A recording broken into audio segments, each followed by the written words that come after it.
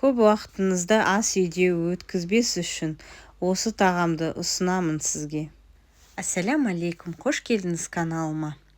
Барлық заттарды описание бөлімінде жазып қалдырамын. Бізге керегі рожки, сүйікті фаршыңызды қосып, каналымызға тіркеліп, лайк басып, комментария жаза отырыңыздар. Фаршқа биязымызды өткіштен өткізіп қостым, өйткені балапандар жақсы көрмегендіктен. Сосын түрпіштеп туралған картопиямыз қосылған.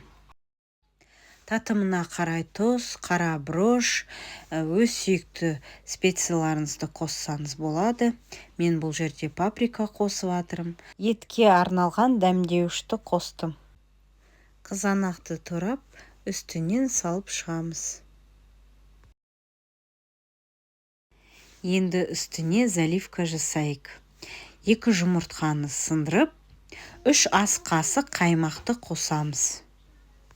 Сәл тұзды қосып, жақсылап араластырамыз.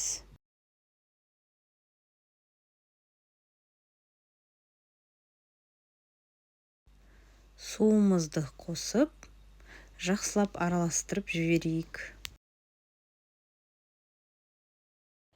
Осы заливкамен толық бетін жабатындай құйып шығамыз.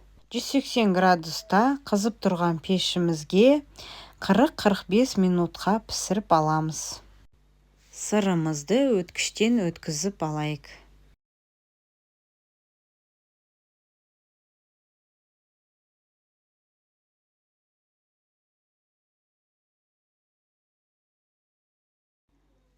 Тағамымыз дайын болды. Енді сырды үстінен сеуіп, 5 минутқа духовкаға қойып қоямыз.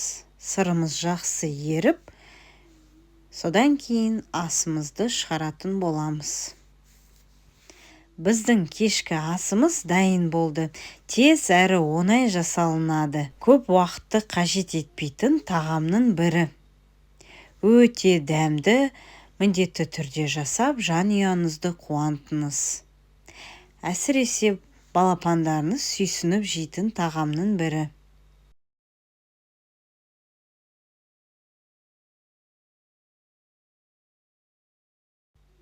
Каналымызға тіркеліп, лайк басып, комментария жаза отырыңыздар.